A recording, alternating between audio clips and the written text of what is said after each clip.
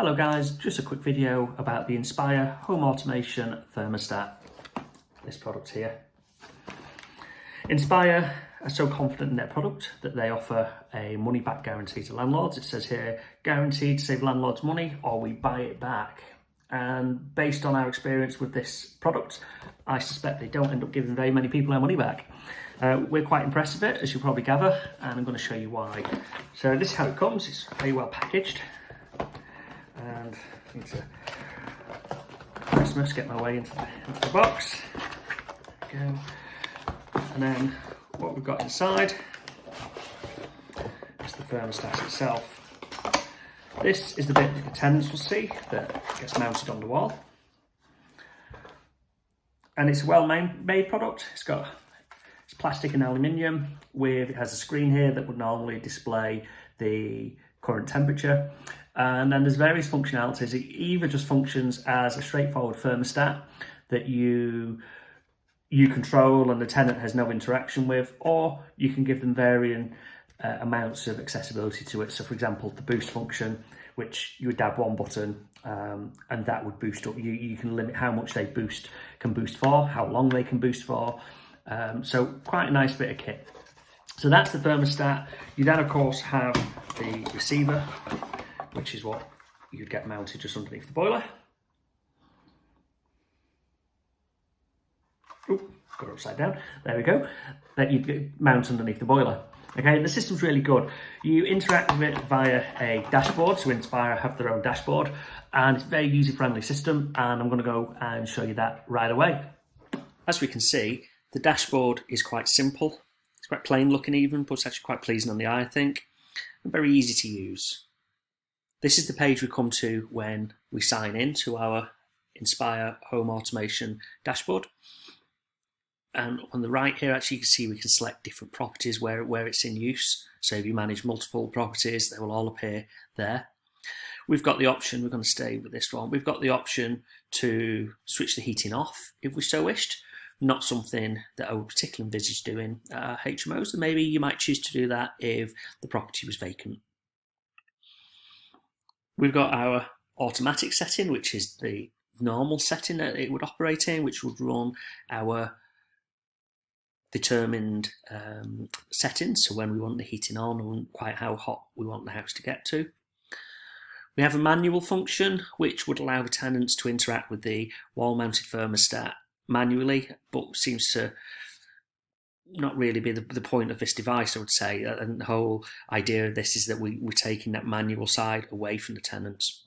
And then, of course, in the same way that the tenant can boost the heat by interacting with the thermostat, we've got the boost button here, so we can boost the heating up to a predetermined set point if we so wish. I'll leave that back in automatic. As we discussed earlier, we can switch out the boost function so that the tenant doesn't have that option, or we can alter how high they can have the boost set to and to quite what temperature. We'll come to that separately in a minute. We've got this tab here which shows the profiles. I've gone for this 5-2 split, so we've got Monday to Friday, and then we've got the weekend. And for the weekend, I tend to figure that people are more likely to be home in the day, and it's a bit more of a predictable situation for when people are in the house. So you can see there's less switching on and off there. During the course of the working day, I know most people tend to be out, and actually if there's only 1 or 2 people at home, I'd rather they either boosted the heat when they needed it, or, as we all know happens in HMOs, they heated their room electrically. Which, perhaps not the most efficient way to heat property, but actually if we're dealing with a big property, it's probably preferable to have that one person heating their room electrically than to be heating the full house when there's nobody there to enjoy it. These blocks here, and then they call them segments, we can adjust, so we can pick them up and move them to different temperatures, however we want it set throughout the day. We can add a segment if we so wish, so we click add here, and you see we can change the duration. We've got the time along the bottom here and temperature up the side, and we might just want that bit to boost up, perhaps just before bed or something like that, just to make everyone a bit sleepy. Always quite good. But we won't mess around with that right now. Then we'll ignore these, but we'll just go to setup. We're going to leave side, yes. We'll go to the setup, and that brings us to this page here. And we can see that we've got the boost function set, but we could disable it if we wished. We could make it for 2.5 hours, it could take up to 24 hours, which is a bit more than a boost, I would suggest. We'll put that back to an hour and a half, I think an hour and 15 is that, wasn't it? We've got the temperature set as a maximum of 22.5 degrees. That's the maximum that they can boost it up to. We probably all know people who, when they're a bit cold, they'll boost the thermostat up to maybe 30 degrees or something like that. That's going to make the house warmer quicker. Of course, that's not how these systems work, so we cap that at 22.5 degrees. We've got the program set on this 5-2 split. We could have a 7-day week. We could have every day being separate.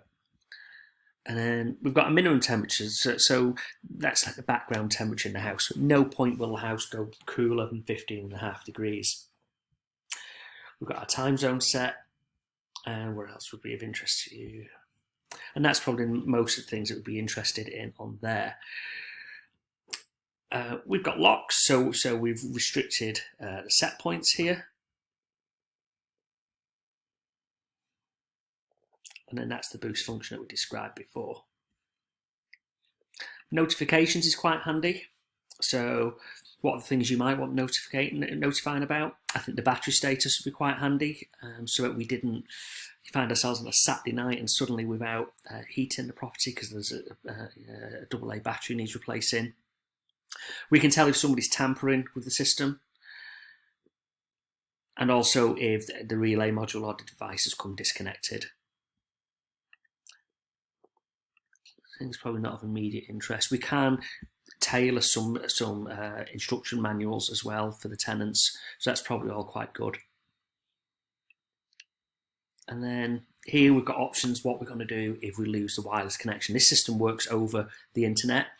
So what happens if your Wi-Fi system goes down in the house? Well, ours allows the tenants to have an on-off function on the receiver box. And then the diagnostics I found quite handy as well.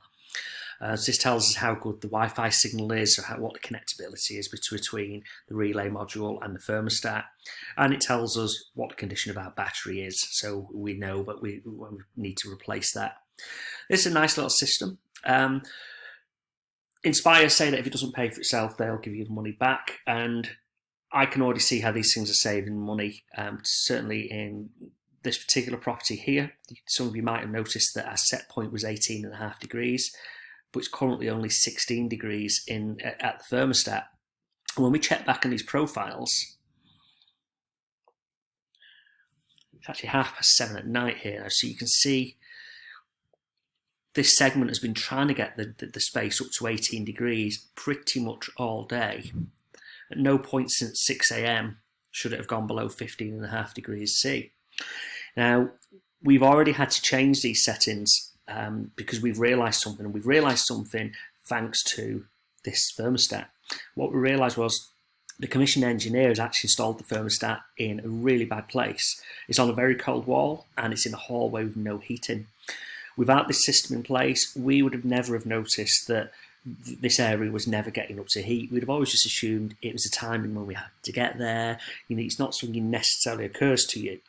The tenants' rooms were lovely and hot. The reason for that was the hallway, when I first noticed this problem, was registering a current temperature of 16.5 degrees C. That was maybe a week or two ago, maybe a little bit longer now.